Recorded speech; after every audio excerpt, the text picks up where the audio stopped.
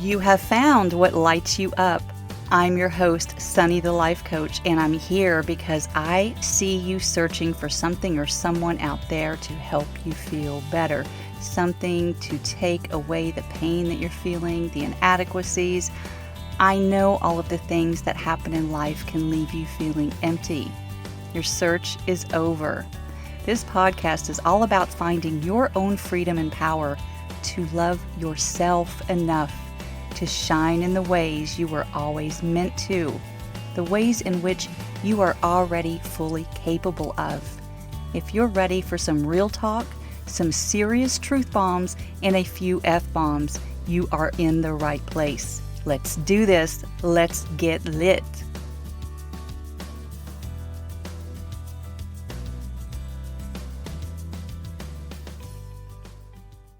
Hey there and welcome. At the time of this recording, we are poised to tie a big bow on the year of 2021. It is a time when many of us tend to do a year in review and start looking forward to what the next year will bring, even though it is simply a date on the calendar. Well, I'm going to do something a little different with this review because I want this to be relevant at any time. So I'm not going to address the year itself so much in terms of the major events that happened. You already know about that. It was a shit show. It continues to be in many ways, if that is your perspective. This life also continues to dish out lessons for us. Our existence continues to be a whole damn experience, doesn't it? I have mentioned this before, and I'll share again that I first heard the concept of the world is your classroom from Carolyn Myss. Now, if you don't know who she is, Carolyn describes herself as a medical intuitive and a mystic. She is the author of several books, though is most widely known for writing Anatomy of the Spirit about over 20 years ago, closer to 30 to be honest. You all, 1996 was almost 30 years ago. What?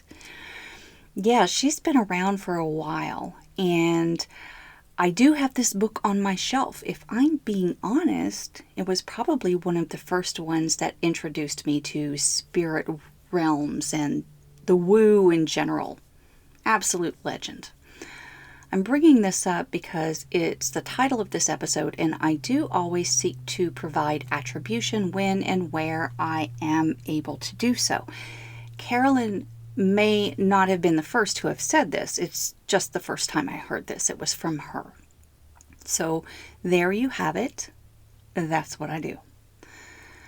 I want to speak with you today about the classroom experiences that I have had over the past year, and I'm talking about the world classroom experiences. I can assure you they are far more rewarding than that image we have of education, that memory we have of education and sitting at a desk and receiving information from another human with an agenda.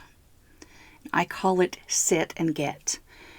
And don't even get me started on the amount of time we are expected to sit and get, just absorb the facts and figures, memorize them, that you will soon be tested on to ensure your level of competency. In other words, your understanding of how life works.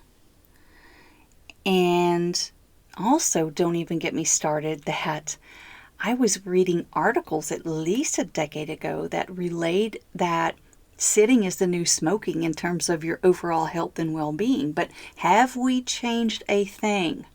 No. We think this model of sit and get is the way. We think that we can put 5-year-olds in a circle on a carpet, and we think we can put 7-year-olds in rows of desks and they will just sit and absorb all day long. Come on. This is the way. Little reference to The Mandalorian because it's fun. Listen, those teachers, and I love all of my teachers, have a curriculum and their own expectations, and they are being graded on the back end of how well they are doing things, indeed their own competency as a teacher. It's called a rubric, and academia is hard as fuck, in my personal opinion. It's hard on all of us because it takes us out of ourselves. It tries to put us in a box, label us, and contain us. All of us. Anyone participating in that model. And I include the teachers, the administrators, the parents, the children, the entire system. What I'm saying to you today is that you don't have to buy into that system anymore. You don't have to keep your head down, your nose to the grindstone, and keep taking classes to expand your capacity of learning. If that's what you want to do, great, go for it. But that is not the only way. Because not that there isn't a place for that model. There most certainly is. That is just not the type of learning that I am referring to here. And I even heard earlier today the expression that we are deeply ingrained in knowledge and experience, where experience equals the number of years or the number of repetitions you have actually done the thing, like hands-on experience. That's not the definition of experience that I'm talking about today. I'm talking about experiential learning. Observations that hit you in the moment and propel you forward. That type of experience. And before I proceed beyond the traditional learning environments and conceptually expressing how the world is your classroom, I do want to give a shout out to life coaches and their programs. Many coaches, myself included, create what we call courses that are mind-blowing and life-changing. The primary reason for that, I believe, is that those experiences are immersive, and the experiences that you are having really bring you into a state of awareness that is going to support you in ways you cannot even imagine. I can assure you of this, because several of my lessons this year have come from my peers. That's just how this works. It's magic. As you listen to what I will share here today, I want you to consider how this might apply to your life. I want you to begin seeing things through a new lens. Remove the filters, like the whole Instagram filters you have put on, and simply try to see in new ways that are going to light you up.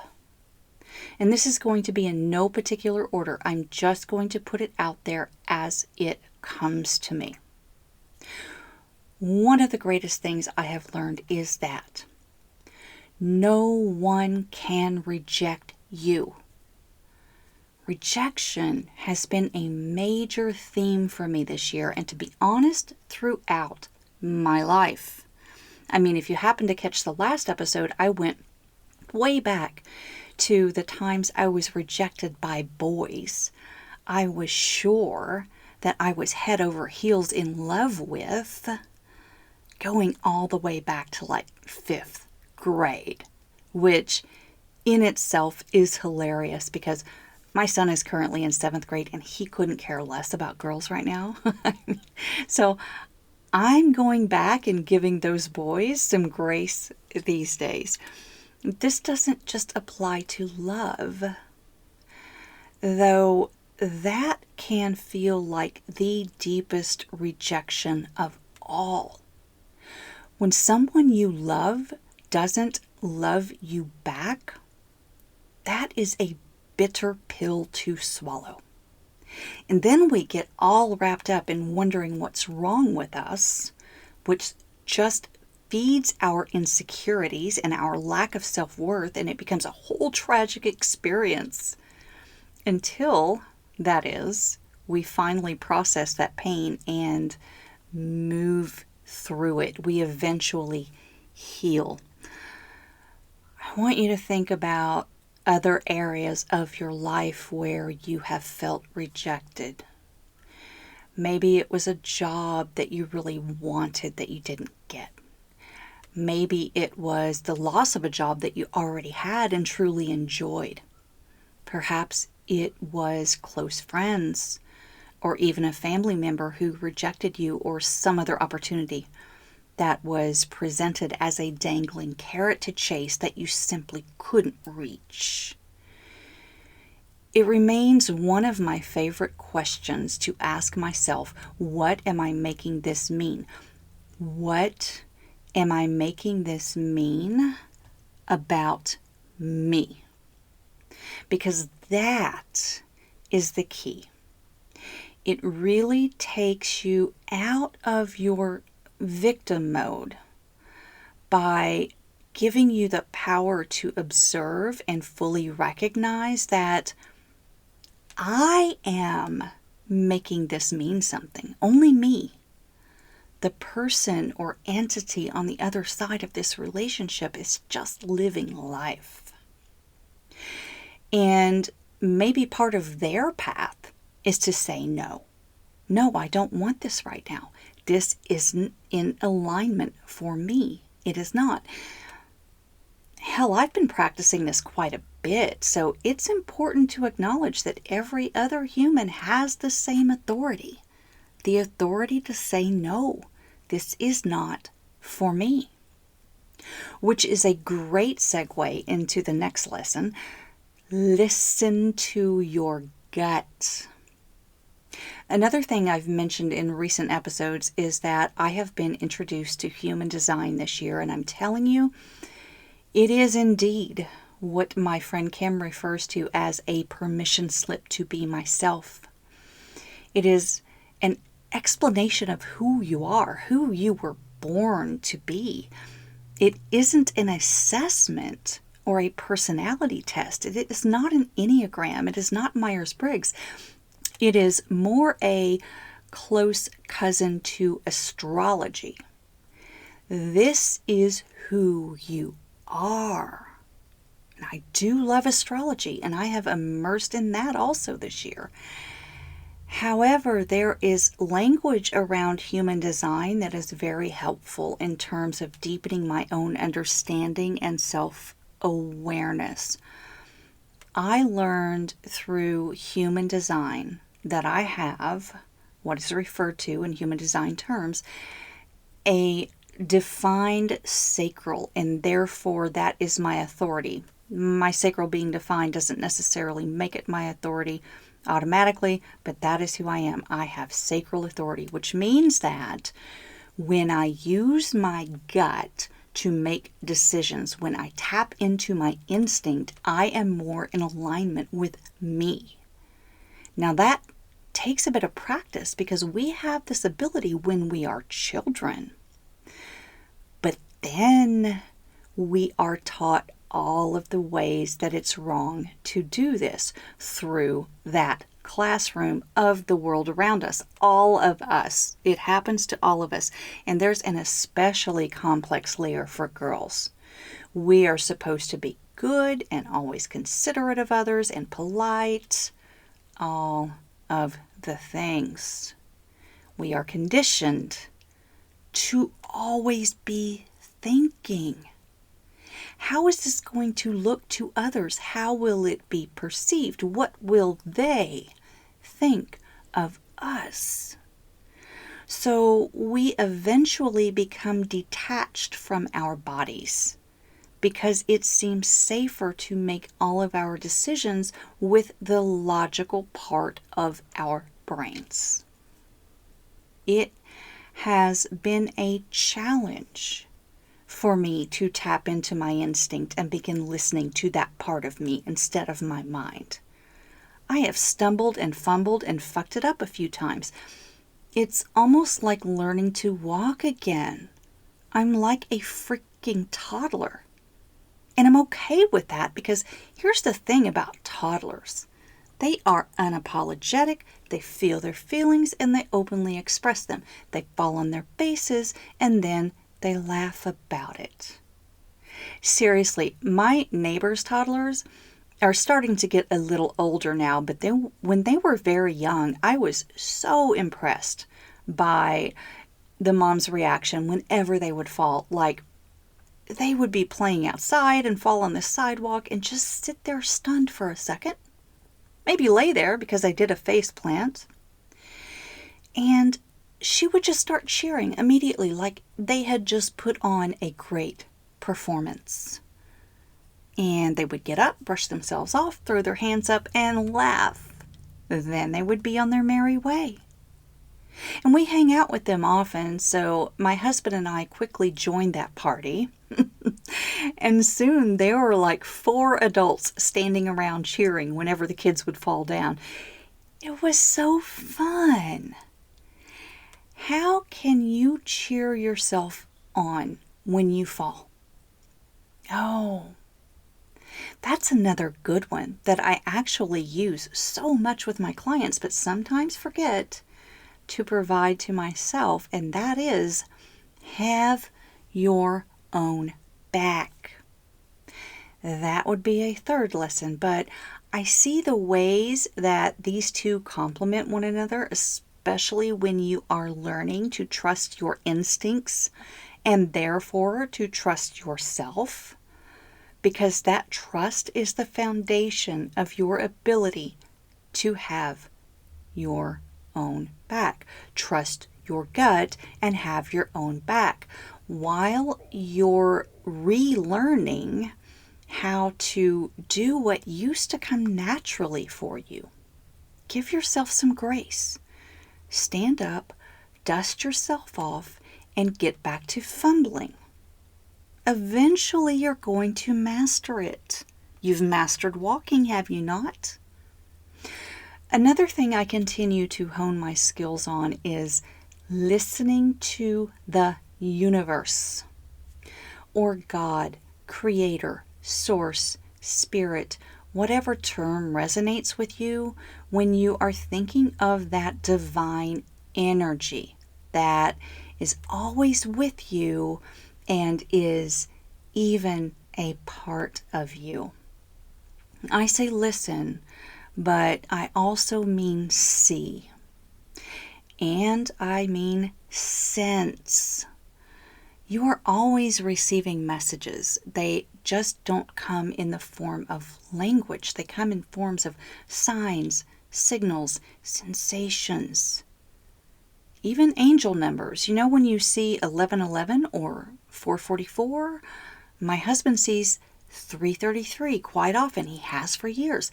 I keep telling him that's a signal that a higher power is communicating. Sometimes I think that he must think I'm crazy, and he certainly doesn't buy into everything I put out there. But sometimes he surprises me. Like the road trip that we took for Thanksgiving. Here's the scene. We had been on the road for nearly 10 hours, so we found a hotel to stay overnight and rest. There weren't any restaurants within walking distance, but there was a burger joint about half a mile away. Now, half a mile is certainly walkable. It just wasn't in an area with sidewalks kind of tucked away. So we thought we would just do a quick pickup. And we all studied the menu. We made our selections, and King tried placing the order on his phone through their website. Well, he got all the way through this painstaking process, 3 orders, and I don't know, maybe there was an appetizer in there too, hit the submit button, and received a message that said, "We are not currently accepting orders through the site." What the fuck? Could that message have not been on the front end? So I said, fine, I'll just call it in. And I tried calling from my cell phone and received an immediate message, like nothing even rang on the other end. It came back from my cell phone provider that the call would not go through. It was not a recording from the restaurant. It was from the provider. So then he tried his phone and he got the same weird message. And at this point, we tried calling each other just to make sure that our phones were operating because, we were kind of in a place. I mean, let's just be honest. And I said, screw it. I'm going to try calling from the room phone. Now, here's where it gets crazy. I picked up the receiver on the nightstand, and there was no dial tone. At this point, I'm thoroughly confused. So I looked down, and I shit you not, there was no cord. There was no cable running from the phone jack to the phone itself. It was literally just a prop phone. It was absolutely bizarre. I had never seen anything like that in my life. It was a damn paperweight. It was nothing. It was just sitting there on the nightstand. Like, what is happening? And, of course, our son has never seen anything like that either, really. He's grown up exclusively with cell phones. And he actually asked, well, isn't that a cordless phone? Well, yeah, in a sense. It's just missing the most crucial cord of all. So at that point, King said, clearly, the universe does not want us to order from this restaurant. Obviously. We scrapped that notion and went with Uber Eats. Now, you may be thinking, I would have stopped at the first message, the one sent through the website. Perhaps. I just thought it was such a perfect example of the ways in which we do tend to push back when we receive these messages because we are not fully listening. And so we try another way and take this route instead. Will this way get us to where we want to go? Sometimes where you think you want to go is not aligned with your highest good. You may not know it at the time, but that divine guidance knows. The universe knows. Listen. Yes, with your eyes and ears, but also with your entire being. Okay, let's do one more and keep this episode brief since it is that time of year, but I do hope it packs a punch whenever or wherever you are when you hear this one. I have learned that in order to do any of the things I've just shared with you, you have to let go of what you think you know. Let go of some of the formal classroom instruction you have received, the doctrines, the dogmas, and your assumptions about other people. Let go of your need to be right, to be valued and appreciated by others, and your place on the pedestal of rightness, not righteousness. Although that may well come into play for you, it certainly has for me. But rightness, the need to be right all of the time. Because to make yourself right, you have to make someone or something else wrong. Nothing is wrong because nothing is right. Which goes firmly against everything we've ever been taught about how the world works, doesn't it? Letting go of right and wrong is a game changer, my friend. Total game changer. When I reflect back upon the moments over the past year where I have felt the most conflicted, they have truly only seemed that way because I was coming from a place of rightness. And in so doing, I was making a situation or another person wrong. Life just becomes so much easier when you are not sitting in judgment of someone else for the choices they have made or the behaviors they exhibit. It truly does.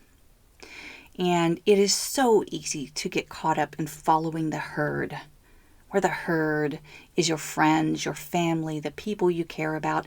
It's easy to get caught up in their opinions and to be influenced. It's a bit harder to challenge yourself and ask where you could let go of what you think you know. And I say this often when it comes to other people because it is just so damn powerful. Again, I heard this first from Brene Brown, and she may or may not have originated it, but it bears revisiting over and over.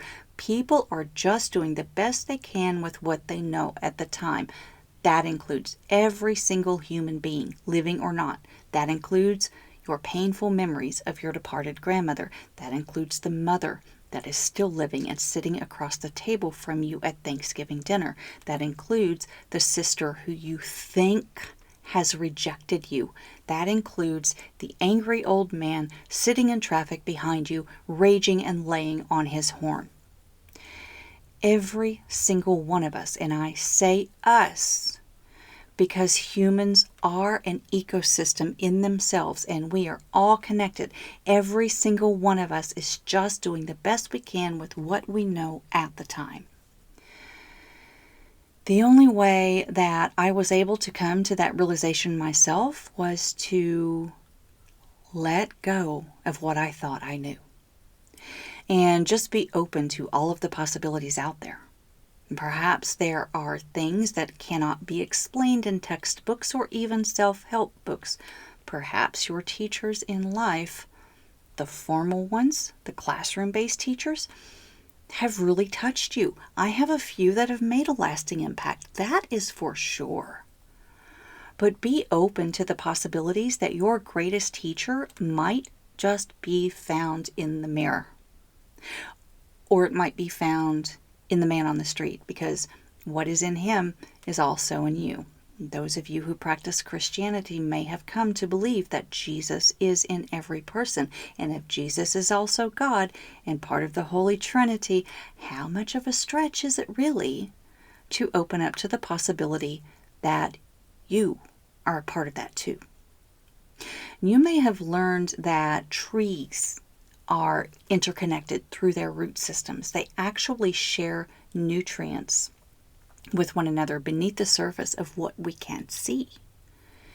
One thing I learned when we visited the Colorado mountains over the summer is that a group of aspen trees is considered a singular organism with the main life force underground in the root system, in that extensive root system.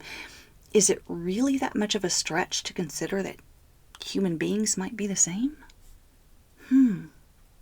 Think about it. But not too much.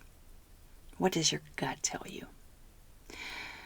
Okay, let's recap the 5 things that I just gave you. Number 1, no one can reject you. Number 2, listen to your gut. Number 3, have your own back. Number 4, listen to the universe, God, source, creator.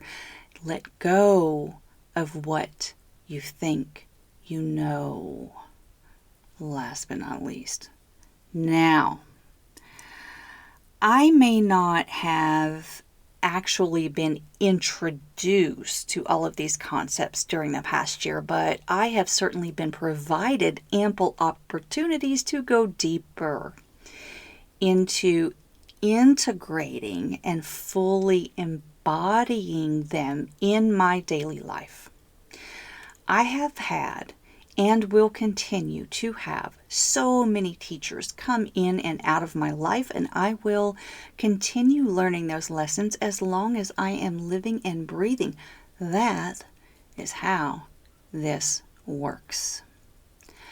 As Rumi says, Be like a tree and let the dead leaves drop. This is the time of year that we tend to look forward and plan for the future, set goals and intentions for how we are going to have an even better experience. Of course, this message applies no matter when you are hearing this. The choice is entirely yours, and you can make it today, whether it is a Thursday in July when you receive this, because there is a reason you pressed play. You just might have been guided to receive this message.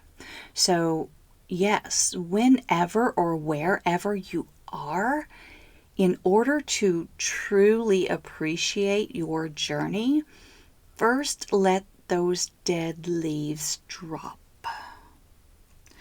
I would be honored to walk beside you and share much more on a much more intuitive level the ways that you can do this for yourself. Be sure to check out my links in the show notes, and the absolute best place to start is with a conversation. That is where we are going to best thrive, you and I, and start building our own interconnected root system. Open your eyes, your ears, your mind, your heart, your soul. Let's do this. Light up, shine on.